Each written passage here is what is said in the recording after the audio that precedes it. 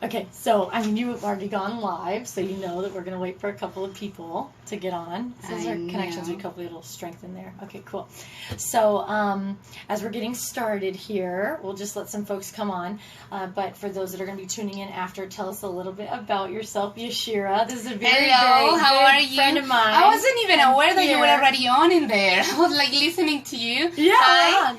my name is Yashira Rodriguez. I'm a SWIHA in love student. Yes. Yes. And yes, Stevie invited me to share with you some of the numerology stuff that I work on. Yes. So tell us a little bit about, because you and I were peers, we got to study together Yes. in hypnotherapy. Tell us a little bit about how you came to know about numerology and when you kind of knew this was your passion, one of your passions. Well, you know, coming to SWIHA is just like opening the door of your true self, opening the door to acceptance and realize that you are not kind of a monster or crazy person, and then you get to meet people just like you, seeing the world in a different way. But all this started happening actually in Torah reading, because I did a Torah reading class. I did the Torah reading certificate. No kidding. Yeah. So I did it, and then something just, you know, have you opened a bottle of champagne that when it, Yep.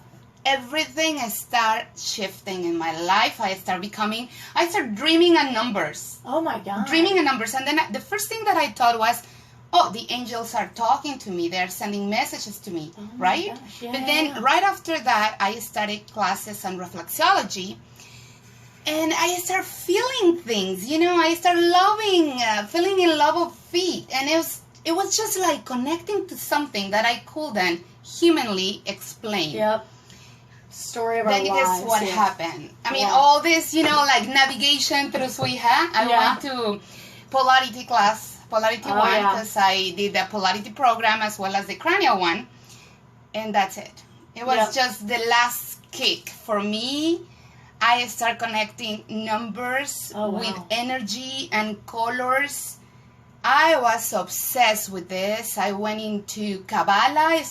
I'm a student in Kabbalah because of that. And passionate about the psychology of colors. And then I put them all together. And when I start working with my clients, because I opened my office, my practice, since I finished my first 100 hours on hypnotherapy, I started doing readings. And I didn't even know what I was doing. I was just so crazy about numbers and dates and colors. And then I started inviting people just to wear colors and just let's work on this. Let's just move on that. It's just intuitive. Let's just using on this color.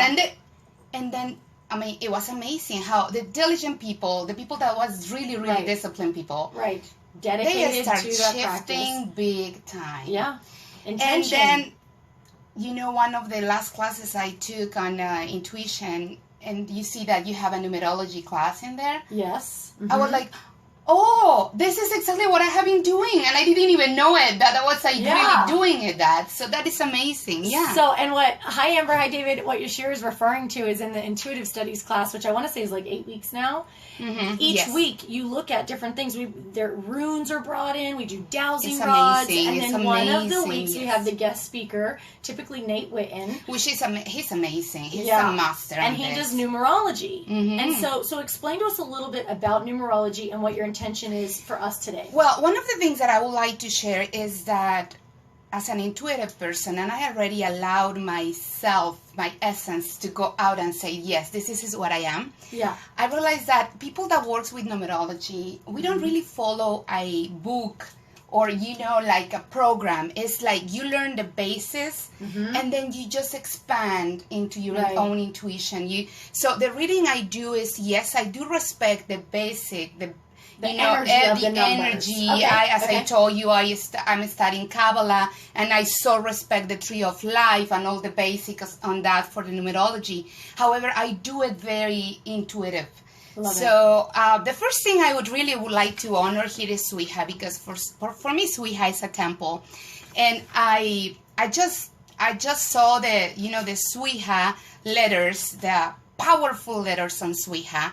They give us a number 15, and the way I do readings is honoring Dan Millman, which is one of the, the ones that have books out there for numerology. he's the author of The Peaceful Warrior, and he's so into numerology now. Oh, he has okay. amazing books that you actually can find on the SWIHA store, by the way. I love that. You can find them over there. And by him, I learned how to go intuitive with the numerology, right? So SWIHA has a 15, and then that gave us a 6. And you are in 6 number this year, by the way. 6 number is like the mother, like divine mother number to me. Number 6 is complete full commitment and complete openness to work, and blessed by not only divine mother, but by beauty as well. Somehow Which I relate. SWIHA. SWIHA, actually. So nurturing. Yes. She takes all the children, all the misfits, all the misunderstood, and she says, "Come home." I'm wondering if they really built this name by numerology, because this is just amazing. I wouldn't be surprised if yeah, right? Really, I mean, of course. Yeah. And number 6 is also the number of commitment, power, the divine, and beauty, inner beauty, that at the end of the day, this is exactly what happens at SWIHA, right? And then the strongest company, the strongest, the best friends of this powerful 6 is 5, which is always changing. It's kind of the masculine energy. It's the power of changing, moving. Yeah. And then the number 1, which is the whole, everything connected, and the power and the fire, the energy of the fire. That's so SWIHA, right? Like nurturing, ever evolving, and then it always comes back to us as a unity, like a unit, right? It's right Hi, there. Mary. Hi, Nicole. Look at all your Hello, friends. everybody. Nicole, thank you, by the way, for the reading. What was last Friday? Yeah, she's amazing. SWIHA. You're amazing. I know, it's like I passionate love it. ping pong And Mary at SWIHA. and Katie, I am at work. Okay, she cannot listening to. So what I want to say for the next year, this year, for all of us, we know that we are at number 9. And we tend to see that number 9 is the endings, the letting go.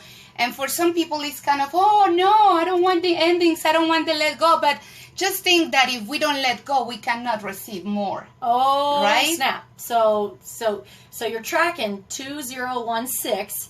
Those numbers equate to a 9, and so Yashira's referring to the energy of 9 being mirrored as having to do with letting go, right? Yeah. Releasing. And at the same time, number 9 is the compassion, is also the love, is the wisdom, is the power just to meditate and reflect on what has been happening in my life. And what is exactly that I want to continue doing, or I want to stop. It's like the integration of everything that has been happening for the last 9 years. Oh, wow. So this is a good time for SWIHA alum and staff as a whole. Yes. Our community to really reflect on our journey right now. Definitely. And then don't forget that next year, 2017, is number 1, is the beginning. And everything that started in 2017 is going to have 9 years on cycle. 9 years of, construction. This is going to be growing like a baby. Everything is going, we're going to deliver another baby in 2017. That is going to be growing for the next 9 years. Oh my gosh. Yes, this is amazing. And the other thing I would like to say also is that number 9 in the tarot is related to the, how do you call this guy? The one that is alone all the time. I don't even know in English how to call it. Hermit.